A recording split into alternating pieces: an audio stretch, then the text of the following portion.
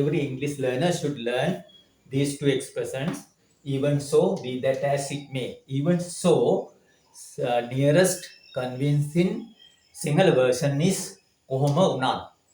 Be that as it may, eka koka unat. Even so means in spite of.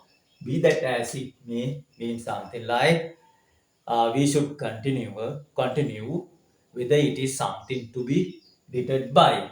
It is raining. Even so we are going for a walk. වහිමින් තිබෙනවා. එහෙම වුණත් අපි walk එකක් සඳහා යමින් සිටිනවා.